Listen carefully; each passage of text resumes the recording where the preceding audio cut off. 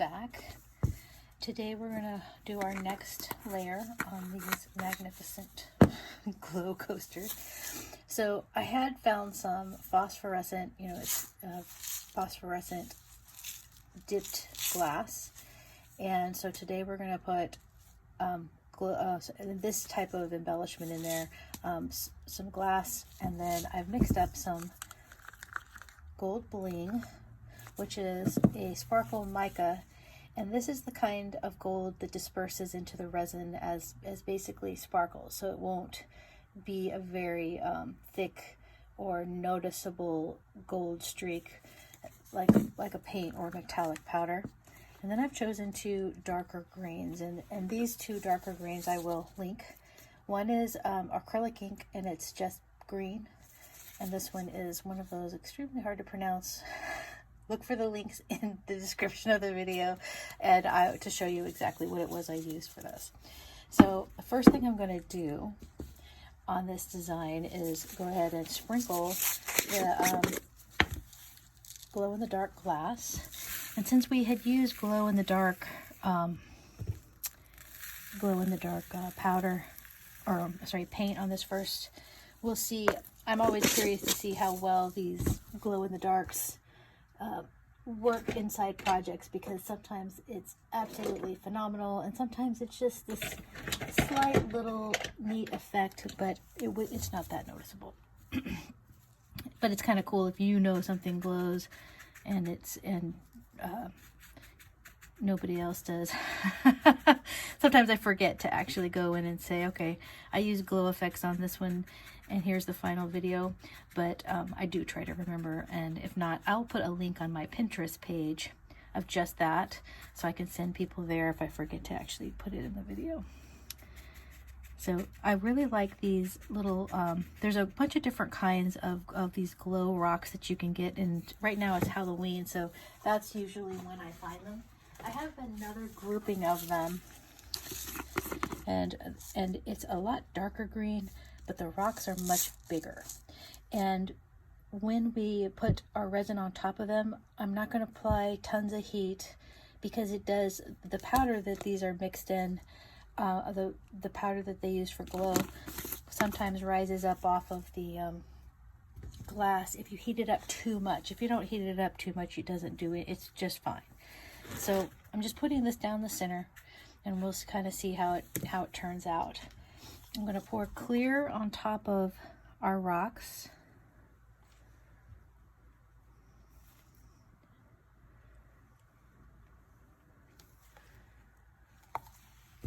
And then I'm going to put one of these greens on either side.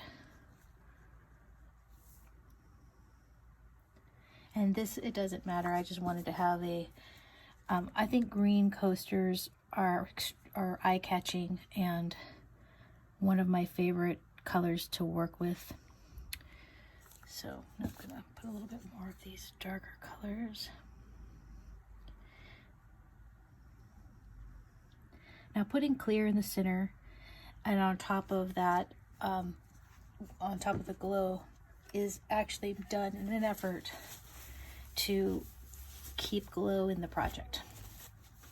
If I were to put a clear green over the top of this, it would potentially glow, but sometimes it just mutes it out entirely. And it still looks fine. It's just maybe not what you're going for. So that's why I put clear in the center, is to kind of make sure that these look the way I want them to look.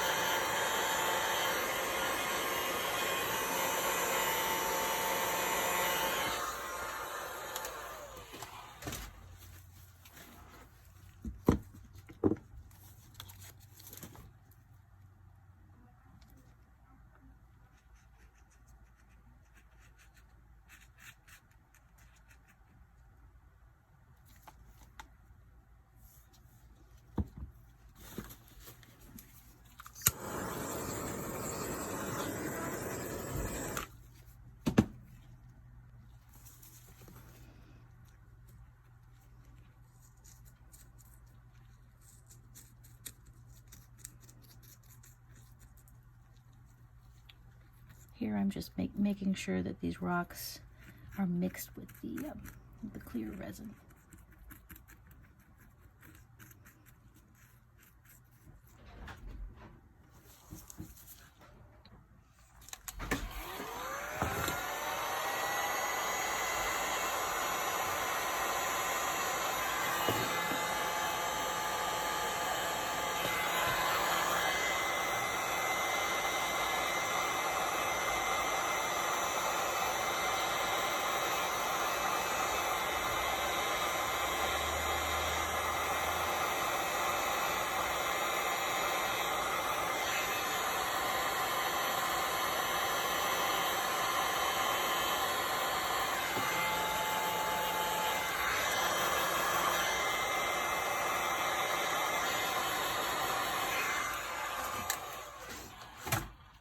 I did have to change the end of my heat gun because I feel like it was the pressure from that smaller tip, I call it the small wedding cake tip, it was too much for blowing around inside this coaster.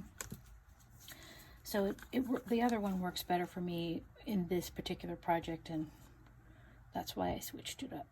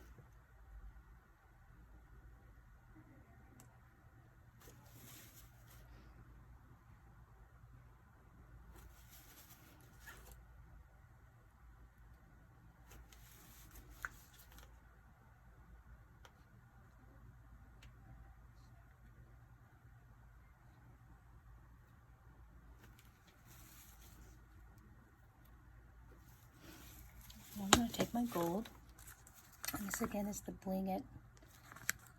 It's one of my favorites. I'm just going to put it along the edge here.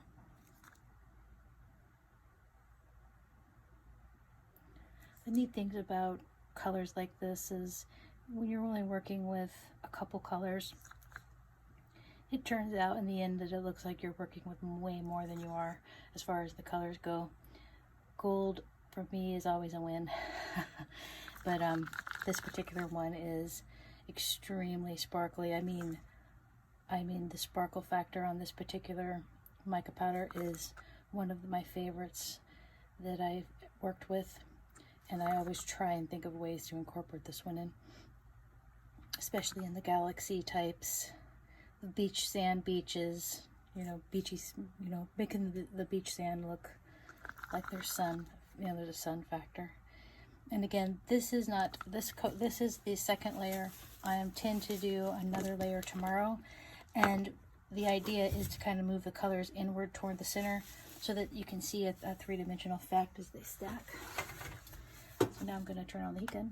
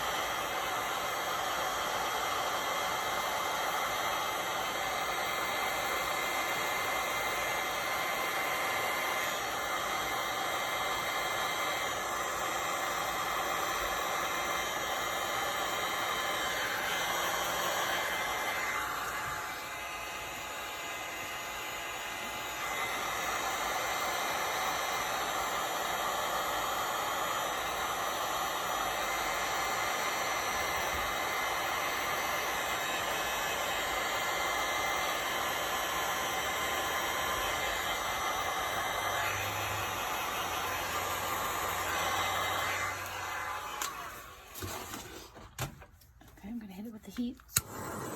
Typically when I use the torch, the whole purpose for me is to break those micro bubbles that pop up. So tomorrow, coming back, we are going to, I like to do some swirls just because. Tomorrow when we come back, we're going to do a final layer of color, and that should be the end of the final for this design. Now, typically when I do some pretty swirls with this stuff, I come back tomorrow and it's not quite the way I left it, but it still has a look that I am expecting to see, which is some depth inside of these sparkles. My whole point of doing it is to be able to for it to give off the effect that there's layers underneath each of these things.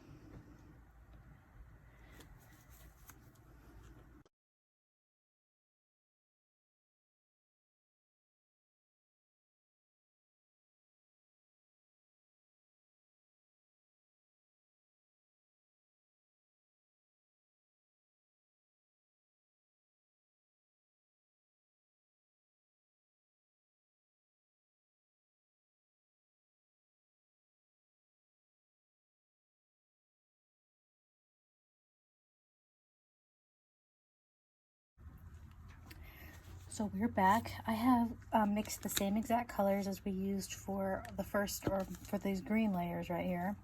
We've got the two different color greens, the lighter color and the darker. And of course, I will be linking, I'll be linking all of the products that I use in the video description. And I also have my Bling Gold mixed up. So this layer is going to be mostly clear. And I do that because it assists, I think, in allowing the resin layers to look as three-dimensional, which I'm obsessed. I'm obsessed with the way that looks. So at first I'm going to put in my clear layer, and then I'm going to go ahead and run the heat gun on it to pop as many of these bubbles as I can. One thing to note about bubbles in resin, you can see how many bubbles I have on this one. First of all, I stirred up the resin and I literally turned on the camera to start recording. If I let the resin sit there for a while, a lot of the bubbles will dissipate out of it, but I also pour my layers really thin. If this was a thick layer, it would be next to impossible to get these bubbles to pop or to come out, and so that's another reason why my layers are so thin. So I'm going to go ahead and turn on the heat gun.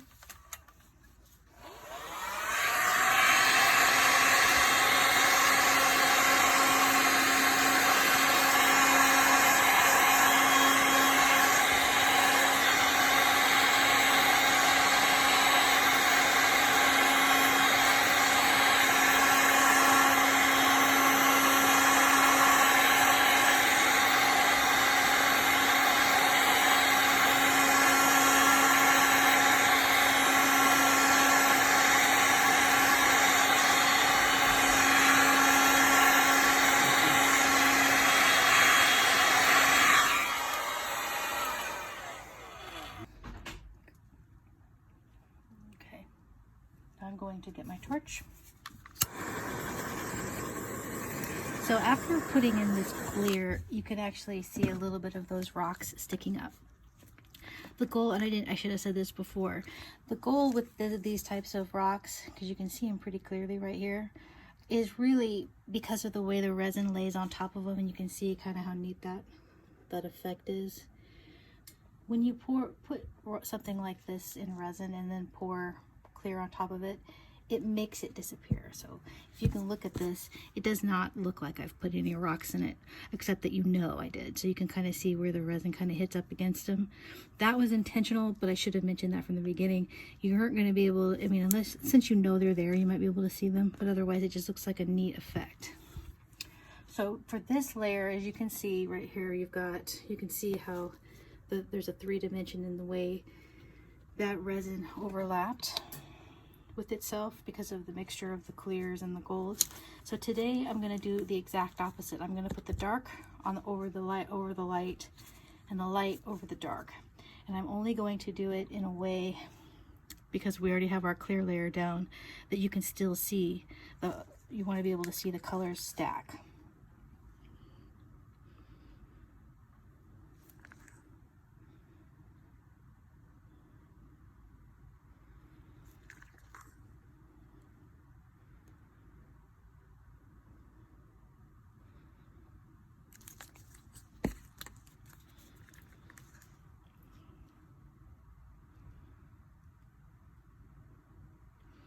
And remember, you can mix your colors as dark or light as you want. If you want this to be a pastel green or even darker than this, then it's just a matter of putting more of the color inside your resin cup.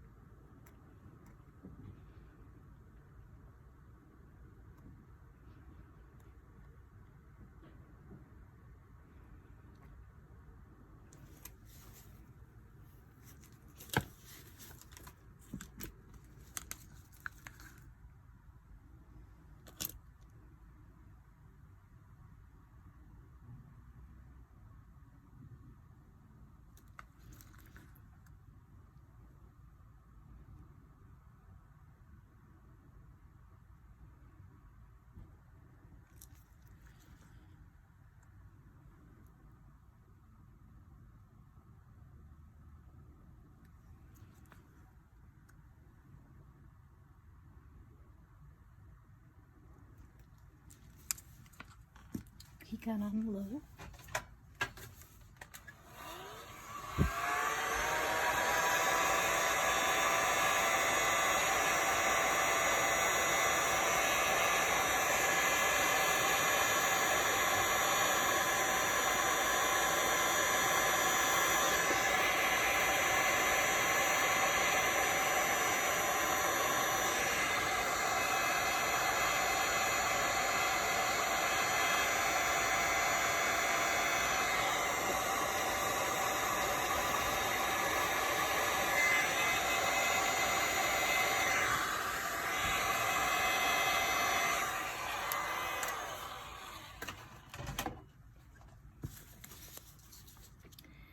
And now just play with your design until you're happy with it.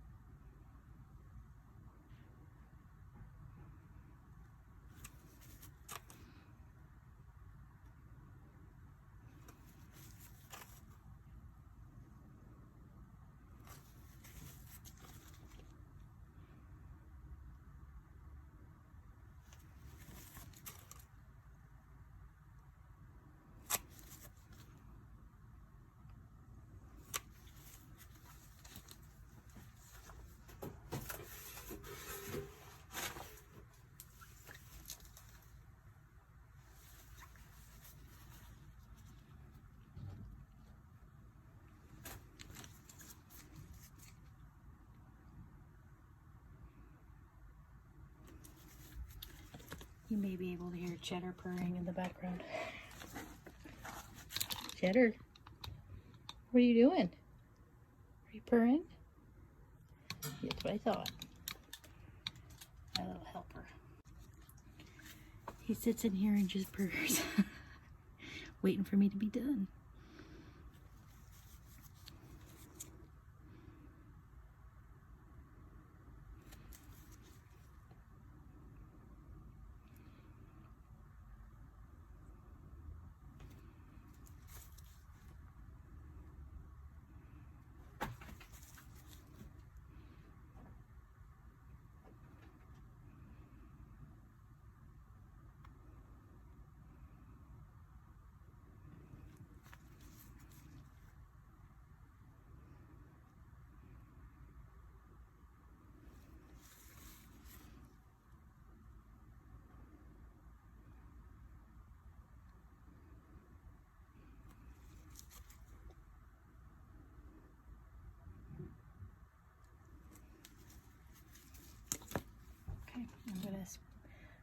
So go to the next one and speed it up.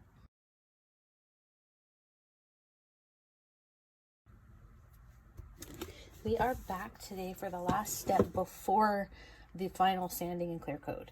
So this is the final design or the final look of the design that I wanted as far as the sparkle and the depth of it. You can see right here on this coaster that there's still a little bit of rocks poking up, but that's okay because we're going to do a clear coat today. So my last step before the final pour of clear in here, and it will be a really thin layer, is I'm going to add some gilding flakes. So I'm just going to be putting them on the surface, and then I will pour the final clear coat on. Then tomorrow I will come back and sand and then do the clear top coat and then show you how they look in the end. So if you find this video informative, you can help me out by clicking subscribe and the bell, and look forward to seeing you on my channel.